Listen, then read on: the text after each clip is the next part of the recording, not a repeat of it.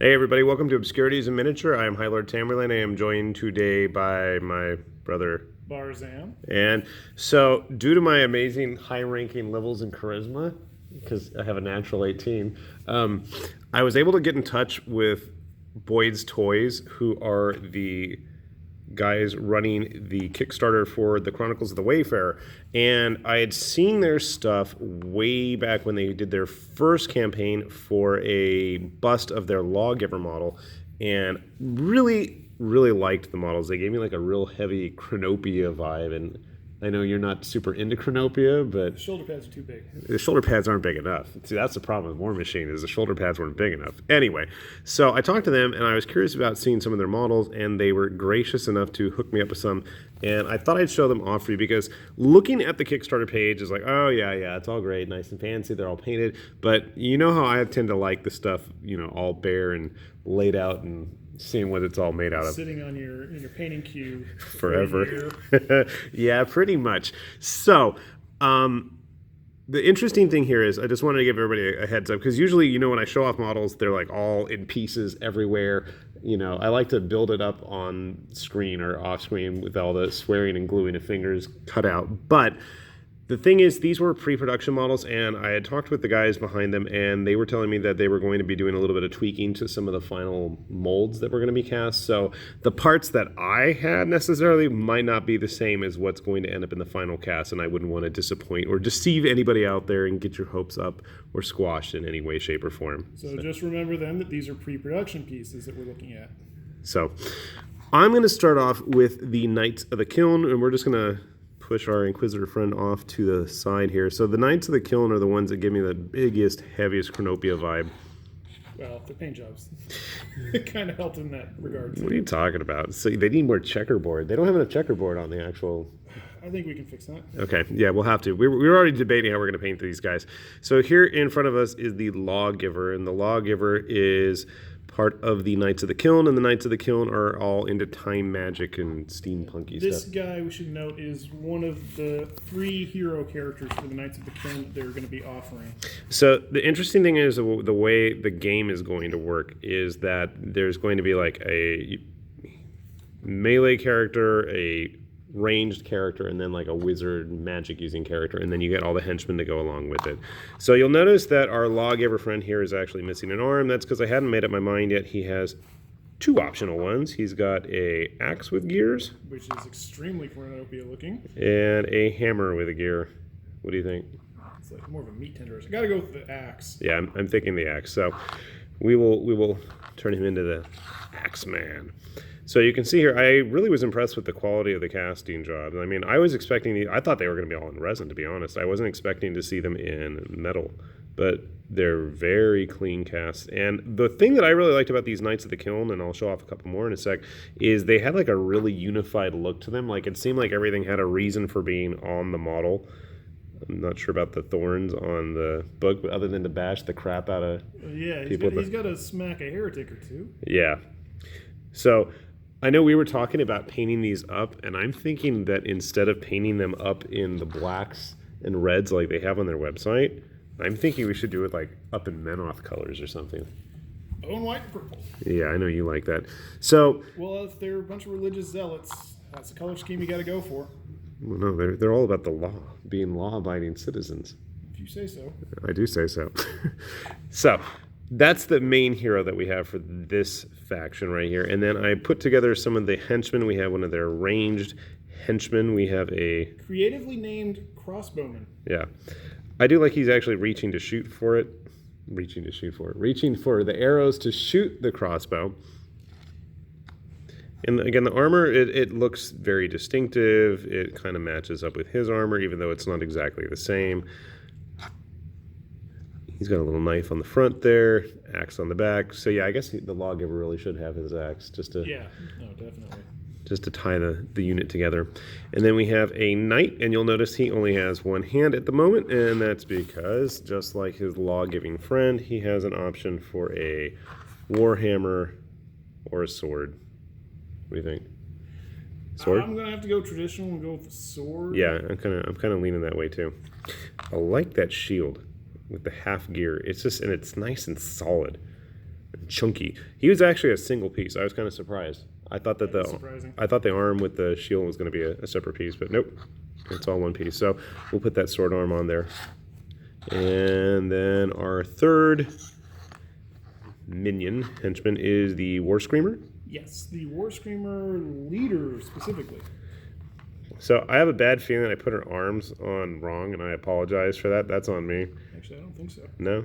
It looks about right Okay. from what they showed in the Kickstarter image. Okay.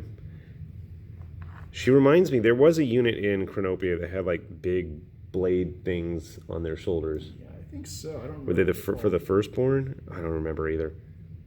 So, The costume is also kind of similar to the Morning Wolves from Warzone. which was another Target Games. Yeah. Hey, if anybody wants to carry on the legacy of Target Games, much like we have, Wrath of Kings carried on Confrontation, as well as like Legends of Sigmund, at least in design terms, I'm all for it. So these were our Knights of the Kiln. We can squeeze all four onto the screen.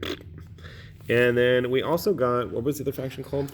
The other faction is, give me just a second, the Spirit Wardens of the Wilds. So here we have, now, this is our close combat hero for the Spirit Wardens, and he's literally just covered in bones. Hence the name the Bone Singer. And I can't help but wonder if he would be better suited to be on a 40 millimeter base. He's a big dude, and he fills that base pretty nicely. I mean, just with our knight in perspective there. Yeah. He's a big guy. I don't know if base size is going to play a big role in their game when it's done in the Chronicles of the Wayfarer. Did they say anything about that? If they did, I don't remember. But he looks good on a 40, so I think I'm going to keep him on a 40 for now. And It helps differentiate the heroes too. yeah, Not that he needs that much differentiation. yeah, it's not as noticeable on him because his head's kind of buried in there under all the bones he's got, but he has a very simian ape-like appearance, which I thought was kind of cool. It's a bit more noticeable on the next figure. So what was this guy? That is the Warden Leader. So this dude, I mean, like, he's got the short little legs, he's got the big elongated arms, and before I'd glued his cow skull or ram skull or mutant skull to his head, I mean, it was really obvious. It's like a great ape dressed up for war with a big honking blade. I don't know if that's supposed to be like stone or metal or... Bone, judging by the way they painted him. Yeah, well, we're not going to follow their rules. We're gonna come up with our own concoctions here. Big old obsidian meat cleaver. That's kind of what I'm thinking, kind of like how the lizardmen and stuff. All right, so here's the next of our minion models. That is the Headhunter Leader. So I like this guy. You don't see like picks. I guess it's an axe technically, but it looks like a pick. It's a pickaxe. So of interest is the fact that he's got a bat crawling out of his backpack thing here. And I didn't actually complete this guy because as we were just discussing as I was getting ready to film this, he comes with 3 little friends. And more than likely, I'm thinking I'm going to actually paint them ahead of time and then figure out a spot to put them. So he's got 3 little bat-like friends to fly around and hang out and harangue the enemy. Yeah, so this unit, just judging from the pictures of the other ones, all 3 of them have a small pack of bats to hang out with. That's kind of cool. I remember there was a thing in like one of the big demons in Chronopia had like bat clouds that hung around him or something. So he's another one of the close combat specialist henchmen, and then we have The Huntress. So this is one of the, I guess each faction has some females, so that's always good. At first I thought she had a kind of monkey face too, but it seems she's actually wearing a skull for a mask. Was she one piece? I don't remember now. She might have been just one piece. Which, if that's one piece, that's actually pretty impressive. Can I try to snap it apart and see? No, I'm pretty sure that's one piece. One piece models are always nice, especially from a gaming perspective. My only issue is, getting those bows not snagged on something. So my big concern was, how are these things going to look with other models that we might already have? Because while we're waiting to try out their game from Blades toys, we were figuring we might as well get these guys in games of like Song of Blades and Heroes or Dragon Rampant or Frostgrave or something. So I was thinking that the Spirit Wardens might look pretty nice with some of the Circle Ouroboros guys from Privateers. And interesting, those bows are kind of similar. Similar, yeah. Well, hers is more actually like an actual branch, whereas this is like all tied up. In terms of overall design, they're kind of similar. Yeah. Well, there's only so many things you can do with a bow. As evidenced, in general, yeah, the costume design and everything is fairly similar. As evidenced by our GW friend who's in almost the same position here, doing the same exact thing. So he's dynamic about it. Why? He's standing on a He's skull. got a tactical skull. Well, they would have had tactical skulls too if I had bothered to put something on there.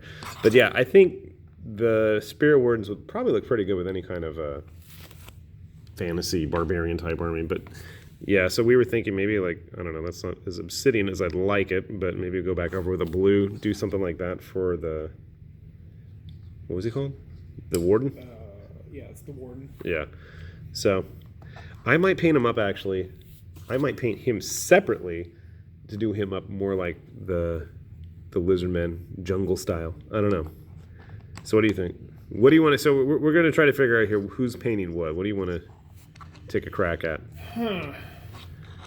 That is a tough one because I haven't given much thought to color schemes just yet. I know, it's been a while since you painted fantasy stuff. I just painted fantasy stuff this week. Whatever. I painted a Zorn. I don't know what a Zorn is. From D&D. Oh, okay, yeah, okay. So, we also popped in a couple other models here in my Dark Oath Chieftain and a Shield Wolf. What were they called? Shield Maidens. Shield Maidens, who've been corned up. But yeah, I'm thinking definitely that the Spirit Wardens would look pretty good hanging out with like barbarian types. Oh, definitely. So they don't have that nice manufactured look to their gear like the Knights of the Kiln have. No, yeah. The Knights of the Kiln look like flashy. Like they're just styling. Which is one of the reasons I always like the Firstborn from Chronopia, because they got swag. They got swag compared to all the other half-naked hillbillies and miscreants running around. Crazy people.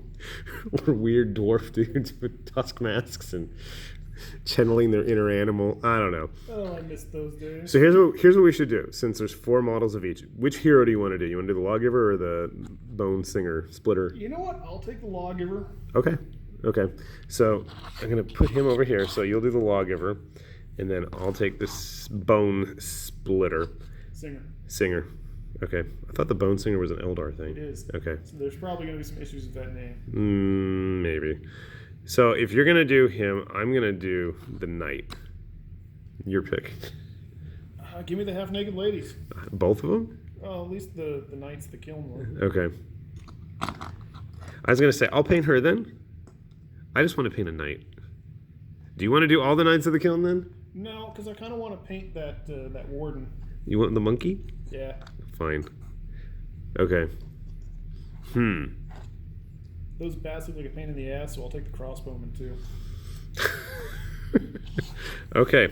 So, the goal is, can we get these guys finished by next weekend? So it's Labor Day weekend. Can we get this done? So that'll be the challenge. And what is the prize if the other can accomplish it? I don't know. What are you willing to offer? I will offer. What were you asking me about earlier? You were asking me about some resin model or something. Was that? Yeah. No, I don't want. I don't want that. Don't you want like that big Protoss thing? Protoss thing, mate. I'll give you my Protoss stuff. You were thinking of this guy. Oh, okay. Here is the prize. Here is the winner gets to keep this lovely fellow, who I think was he? It's either Rotten Factory or It's Trollforged. Trollforged. Okay, it was part of the Alien Assimilation Kickstarter that never seemed to ever finish. I think it did eventually. Well, I got this. So that says something right there. All right, so here is the prize, and then we'll have to come back next week and Hell, you know what? We should put it to a vote. We'll let you guys decide who did a better job and who has the best models. All right. So we've been rambling on long enough, and we're hitting the 15-minute mark. So we're going to stop here. I have a link below. I want you guys to check out both Boyd's toys. They have a very cool theme and ideology behind the company, and as well as the Kickstarter page itself. There's a lot of interesting models there, and I personally am looking forward to seeing a lot of those models realized in metal so that I can start playing with them on the table. And hopefully you guys can too. So with that said, this is High Lord Tamerlane And Barzan. with Obscurities and Miniatures saying see you later. Thanks for watching. Bye-bye.